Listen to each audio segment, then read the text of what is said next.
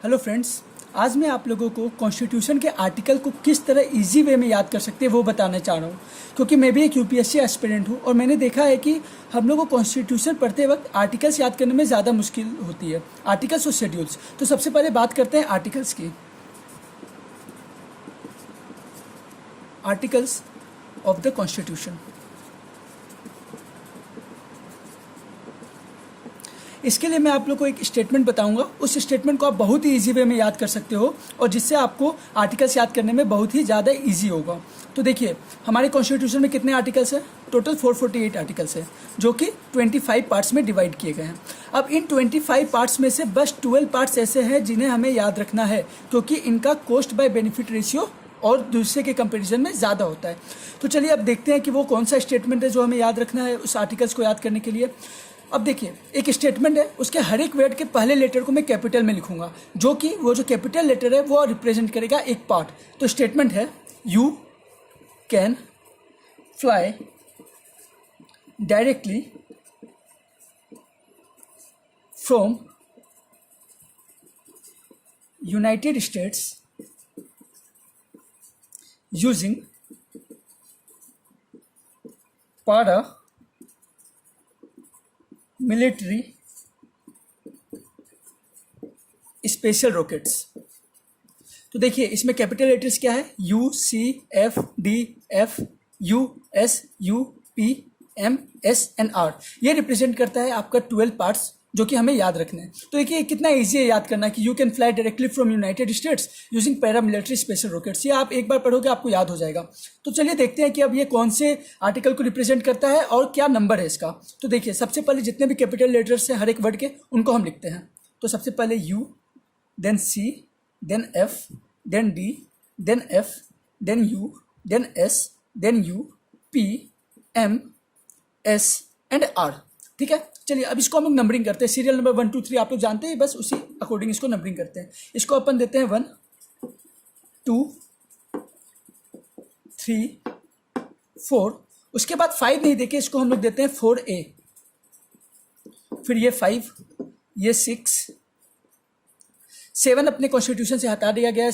7th article वो 1976 amendment हुआ था। अब आपको पता करना है कि क्यों हटाया गया था, वो क्या था, और वो मेरे कमेंट सेक्शन में आप दे सकते हैं। देन ये 8, ये 9, ये 9A, ये 10, ये 11।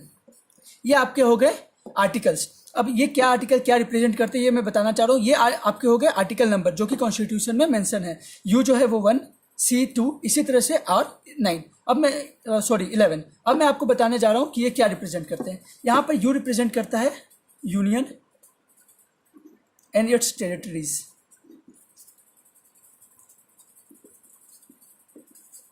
सी रिप्रेजेंट करता है सिटीजनशिप। एफ रिप्रेजेंट करता है फंडामेंटल राइट्स। ये रिप्रेजेंट करता है directive policy, principle of state policy. F represent करता है फंडामेंटल ड्यूटीज। यू रिप्रेजेंट करता है यूनियन। एस रिप्रेजेंट करता है स्टेट्स। यहां पर यू रिप्रेजेंट करता है यूनियन टेरिटरीज।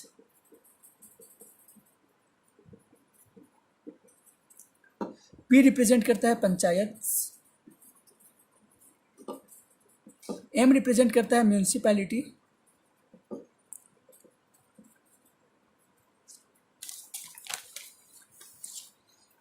इस पे जो एस है, ये एस रिप्रेजेंट करता है शेड्यूल कास्ट वगैरह, शेड्यूल कास्ट या ट्राइब्स या फिर अपने जो शेड्यूल स्टेट्स है वो। और यहाँ पर आर जो है ये आपका है 10th, और आर 11th ये आपका रिप्रेजेंट करता है रिलेशन बिटवीन स्टेट्स। तो देखिए ये कितना इजी हो गया आपका याद करना कि आपको एक स्टेटमेंट याद करना है, उसका पहला लेटर कैपिटल लिख दीजिए, फिर उसको एक लाइन में अरेंज कर दीजिए और फिर नंबरिंग कर दीजिए, और उसके बाद जितने भी पहले लेटर है उनसे आप ये डिराइव कर सकते हो। ये तो आपका हो गया एक तरीका। मैं आपको दूसरा तरीका भी बता देता हूँ कि आप इसको कैसे याद कर सकते हो। देखो, मान लो आपको एक नेशन में एक देश में जाके रहना है तो सबसे पहले वो देश आपको ढूंढना पड़ेगा। तो इसका मतलब हो गया यूनियन एंड इट्स टेरिटरीज, उस वो नेशन। फिर आपको वहाँ की सिटीजनशिप चाहिए रहने के लिए। फिर आपको गवर्नमेंट कुछ फंडामेंटल राइट देगी ताकि आप एक्सप्लॉइट ना हो पाए। फिर आपके लिए वहाँ की जो स्टेट्स होंगी जिसमें वो डिवाइडेड होगा, वो आपको कुछ पॉलिसीज़ देगा आपके वेलफेयर के लिए। फिर आपको कुछ ड्यूटीज़ दी जाएगी जिसको आपको फॉलो करना होता है। फिर उसके बाद क्या बोलते हैं, आपके लिए यूनियन बनाई जाएगी, आपके लिए गवर्नमेंट बनाया जाएगा जो आपको रूल करेगी, आपके फ़ायदे के लिए सोचेगी। क्योंकि अगर आप बहुत लोग हो तो आपको कोई चाहिए जो आपको रिप्रेजेंट कर सके। फिर आप स्टेट्स में डिवाइड किए जाओगे ताकि एक तरह के पीपल, एक लैंग्वेज बोलने वाले लोग एक स्टेट में हो। तो इस अकॉर्डिंग भी हम याद कर सकते हैं कि सीक्वेंस में अगर हमको एक कंट्री में जाकर रहना है तो हमको क्या सीक्वेंस फॉलो करना है। तो इस अकॉर्डिंग भी आप इसको याद कर सकते हो। तो देखिए कितना ईजी हो गया आपका आर्टिकल याद करना। That's all, thank you.